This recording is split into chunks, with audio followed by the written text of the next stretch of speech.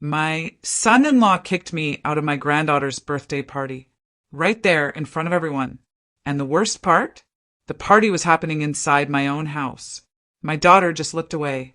They really thought I'd swallow it quietly, keep pouring coffee, keep smiling like everything was fine. But they had no idea who they were dealing with. This house, it wasn't just walls and furniture. It was my life.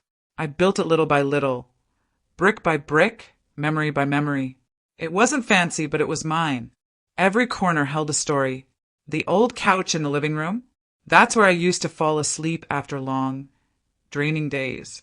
The porch with the sunflowers, that was my morning refuge, where I sipped coffee and tried to process the kind of pain that never really leaves. I laughed there. I cried there. I waited there. It was home, until the front door opened to someone who never looked at me like I belonged. My daughter asked to move back in when things got rough. She and her husband were both out of work, drowning in debt and expecting a baby. Of course I said yes. I'm a mother, and mothers don't shut the door. I fixed up the back room, bought a new mattress, cleaned every inch so they could start over with dignity. I thought it would be temporary, 3 months, maybe 4. I didn't know they weren't coming to start over. They were coming to take over. At first, it was small things. My son-in-law made comments about my furniture. This shelf looks like it belongs in a museum, or about my cooking. That smells kind of strong, huh? I'd force a smile, act like I didn't hear it. But the house started to change. My dishes disappeared. My framed photos were turned to face the wall. My little prayer corner, gone, replaced by toys. And no one ever asked me. I started to feel like a guest in my own home. My towels were always damp. My schedule kept getting pushed aside by people I hadn't even invited. Even my reading chair, my one quiet spot, became Dad's football seat. I didn't have the courage to say a word. It was like they were slowly training me to vanish. And the worst part? My daughter saw everything and said nothing. She didn't talk to me the way she used to. Didn't ask if I was okay. Didn't sit with me over coffee anymore. Her whole world became him, and I became something in the way. A problem. Every time I tried to talk, she'd glance at the clock, sigh, and say she was busy. Once, I overheard her say on the phone, "My mom's sweet, but sometimes she acts like the house is still hers." I was standing right there, and my heart sank. Then came the friends. Loud, careless people I didn't know. They'd eat, make a mess, laugh too loud into the night. Sometimes it felt like they forgot I still lived there. One weekend, I heard someone shout, "This place is awesome! Who owns it?" And my son-in-law laughed, "It's our HQ now." I closed my bedroom door, but that one word, "our," stayed with me for days. Still, I tried to keep the peace. I stocked the fridge, paid the bills early, cleaned up before they woke. I thought maybe if I just stayed kind, the respect would come back. But it didn't. Kindness turned into invisibility, and my daughter's silence hurt more than any insult he could throw. She had made her choice, even if she never said it out loud. Then came the day that changed everything. We were at lunch when he casually said, "I was thinking we could knock this wall down, open the space up, make it more modern." I froze, spoon halfway to my mouth. My daughter smiled. "That would look really nice," she said. No one asked what I thought. No one cared. Like I was just some old woman still hanging around because she had nowhere else to go. That was the moment something clicked. A quiet sting. I couldn't tell if it was fear or heartbreak, but it was sharp. And for the first time in a long time, I started to see things clearly. The looks, the comments, the way they talked about the house as if it already belonged to them. And I asked myself something I'd been too afraid to ask until then. What if, in their minds, this house isn't mine anymore? Dinner was simple, rice, bean, salad. I made it all with care. Even laid out the embroidered tablecloth my mother had stitched decades ago, the one I only used on special occasions. I thought maybe it could warm the atmosphere, open space for some kind of reconnection. But midway through the meal, just as I took a sip of juice, he leaned back and said, with that smug tone only he knew how to use, "Mrs. Laura, don't you think it's time you retired from everything?" Then he laughed, like turning me into nothing was just a joke. My daughter's fork hit the plate. I looked at her, waited for something, one word, a glance, "Don't talk to my mom like that." But she said nothing, just lowered her eyes and started pushing food around in silence. And that silence said everything. That was the moment she chose his side. After they went upstairs, I stayed there, staring at the table. I traced the edges of the embroidery with my fingers, and memories hit me all at once. All the times I held her in my arms. The shoes I didn't buy for myself so I could get hers. The little note she left me as a child, written in crayon.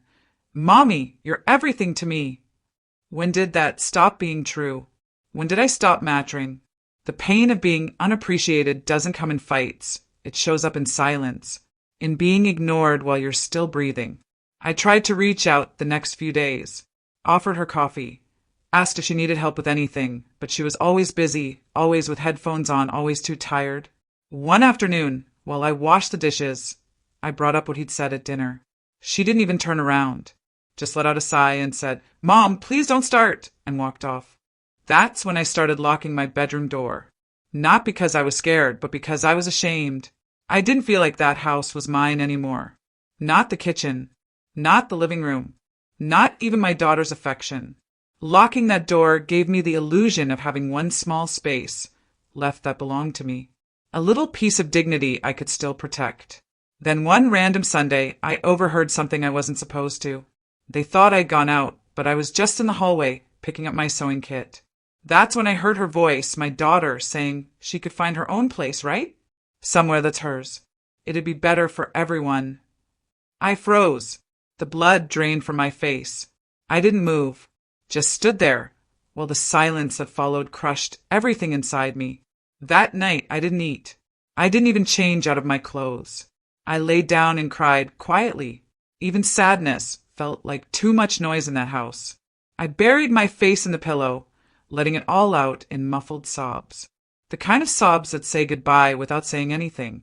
And it was in that silence at the edge of my bed that I understood they had already kicked me out. They just hadn't said it out loud yet. The next morning, the sun came in like always, but something in me had changed. I wasn't the same woman I had been a month ago. There was still bitterness, but under it, something had started to grow. A quiet idea, small but alive. What if instead of waiting for them to shut the door, I chose to walk out? Maybe I didn't need to argue, didn't need to explain. Maybe the most powerful thing I could do was leave, not in anger, but in peace, on my own terms. And maybe, just maybe, if I left first, they wouldn't get the chance to erase me. It had been 2 years since my daughter showed up at my door pregnant. Her baby grew up running around that backyard, eventually learning to call me Grandma.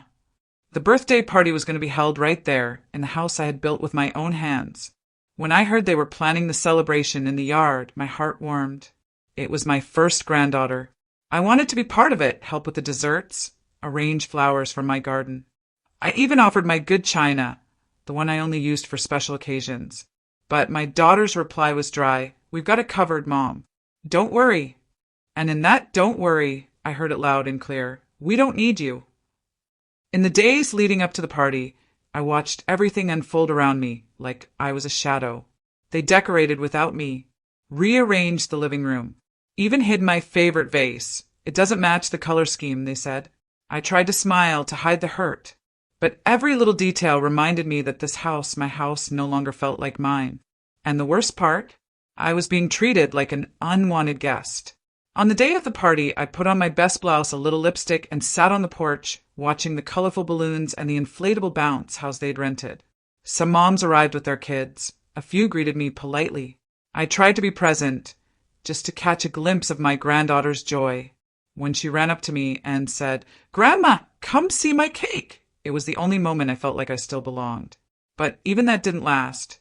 As I walked over to the cake table, my son-in-law stepped in front of me, wearing that forced smile. He leaned in and whispered, "Would you mind stepping aside for a bit? You're kind of scaring the guests." His words hit harder than shouting. I froze, looked at my daughter who was standing nearby. She heard it. I saw her, but she didn't say a word, just turned her face away like she was agreeing, like she was telling me, "It's better if you leave." People noticed. The air shifted. One neighbor gave me a look of pity. Another quickly looked away. But no one said anything. Not a soul stepped in. And there, standing in front of my granddaughter's birthday cake, Facing my daughter's silence and my son-in-law's cruelty, I finally understood I didn't belong in that house anymore. Not as a mother, not as a grandmother, not even as a person. I went upstairs slowly. Each step felt heavier than the last. I closed the door, slipped off my shoes, and sat on the edge of the bed, trembling. The humiliation burned inside me, but I wouldn't cry in front of them. Not anymore. I took a deep breath, looked around my room, and thought, I don't belong here. And maybe the mistake was mine for trying so hard to still fit in. That night, the party continued without me.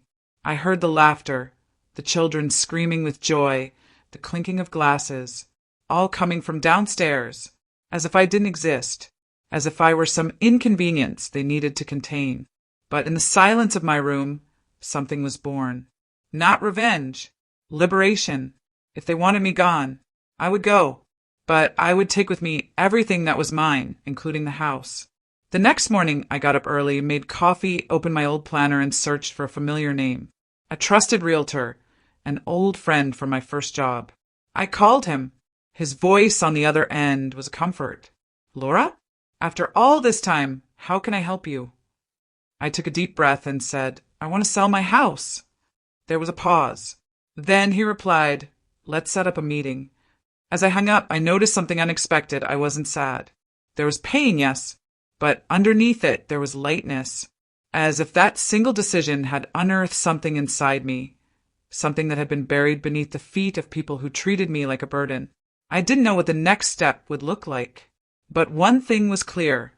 I would never again be invisible in the home I built with my own 2 hands.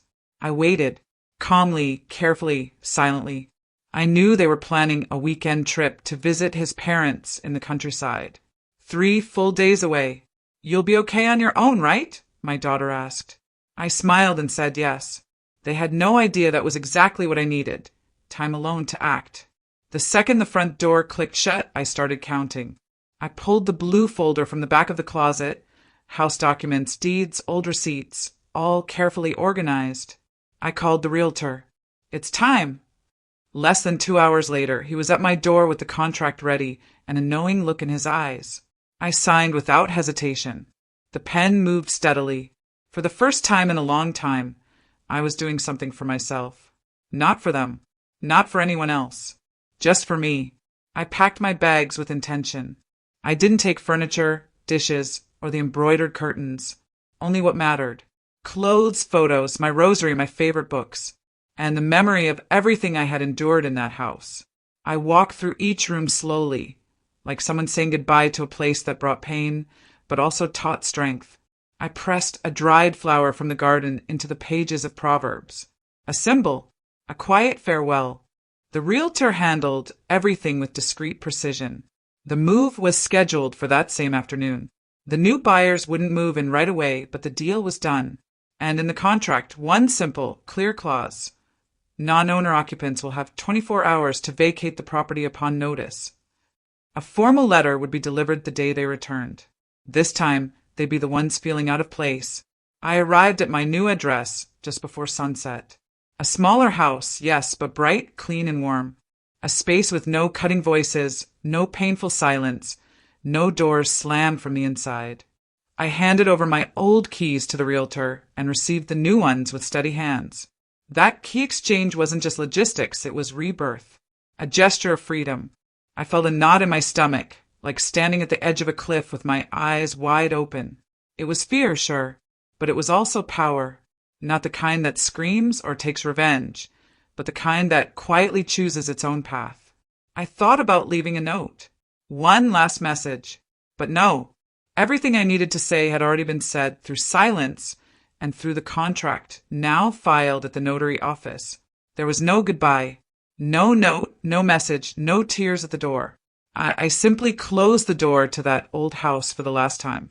My hand lingered on the doorknob. I glanced down the hallway once more and turned my back. Head held high, shoulders straight. No bitterness, no explanation, just resolve. Because sometimes the most powerful goodbye is the one no one hears. And when I stood in front of my new door, I took a deep breath. The air felt lighter, as if the whole world had paused for a second just to applaud me. I turned the key. The wood creaked open, slowly revealing a new beginning. I stepped inside, turned on the light, and in that fresh, quiet stillness, I felt something I hadn't felt in years: peace. The phone rang late Sunday afternoon, just as I was lighting a lavender candle. I had finished arranging my new bookshelf, the books organized by color. I looked at the screen. It was her. I took a deep breath before answering. "Mom," she said, her voice shaky. "What happened? Was the house sold? The realtor just showed up here with a notice. Is this true?" I closed my eyes for a second, then answered, calm and steady, "Yes. It belongs to someone else now. Good luck with the move." On the other end, silence turned into sobbing, and then his voice shouting in the background, "Is she serious? That house was ours too." I smiled faintly, not out of spite, more like sorrow. "No, it never was. You were just staying there as a favor. And the favor is over." She started crying, asked to meet in person, said she wanted to understand, to work things out. But I had spent years trying to work things out, and no one listened. Now it was my turn to speak, and my words were already written in the contract. "You asked me to leave," I said. "So I did. I just took the house with me." Silence again. A muffled sob. I think he tried to grab the phone. "That's low. You didn't have the right." My voice stayed calm. Legally, I had every right. And emotionally, I only responded to what you made clear, that there was no place for me in that house anymore. Then I hung up. No yelling, no drama, just a full stop where they expected a comma. That same night, I changed my number. I didn't want any last-minute texts or guilt trips. I blocked them both. For the first time in years, silence was something I chose, not something I was pushed into. I closed the phone, put it away, and went back to decorating my new living room. The paintings, the curtains, the couch, everything was chosen by me. It was all simple, but it was mine. In the days that followed, I met my new neighbor, Mrs. Nair. She brought me a slice of cornbread and said, "Everything's going to be okay." I started going to the farmer's market, took morning walks. A kind old man invited me to a poetry reading circle. I went, picked up my old needles, and began to embroider again. Every stitch felt like it was mending something inside me I hadn't realized was still broken. There was no bitterness, just growth. No desire for revenge, just freedom. For the first time, I could hear my own thoughts without having to turn down someone else's TV.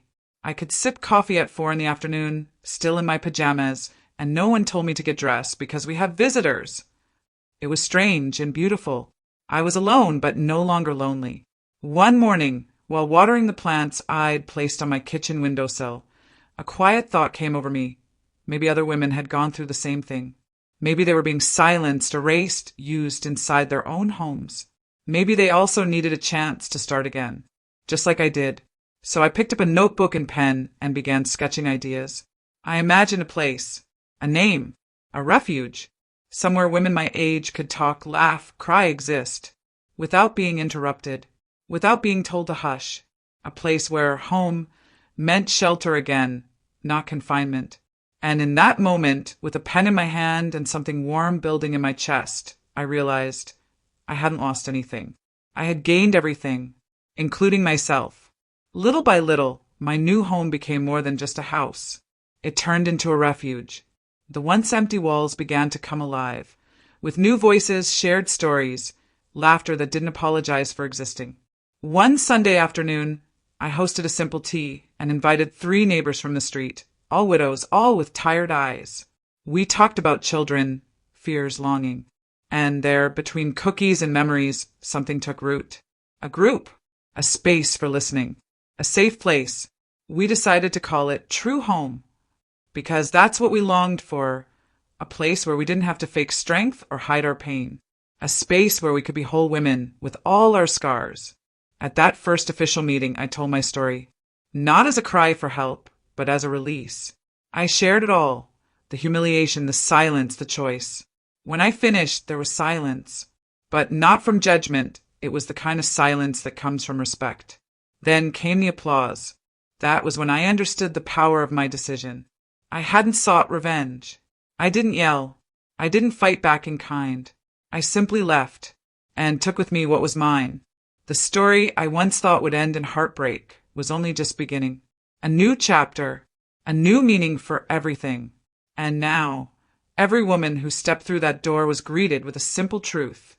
Here, you are seen. One afternoon, returning from the market, I found an envelope in the mailbox. I recognized the handwriting, my granddaughter's. Tiny hands trying to copy school letters. I opened it slowly, heart tight in my chest. The letter was short, written in blue marker. Grandma, can I visit you? I miss you. My eyes filled with tears. Not of sorrow, but something sweeter. A breath of hope. I grabbed pen and paper and wrote back. Here, love will always have a place. Because this story wasn't about breaking apart. It was about rebuilding. About choosing love without losing yourself. About forgiving without returning to the place that wounded you. And in that small, gentle gesture, I understood something. Sometimes what we plant in silence blooms over time, even if it takes a while. I began sewing a new quilt for my granddaughter's bed, just in case she ever came to stay.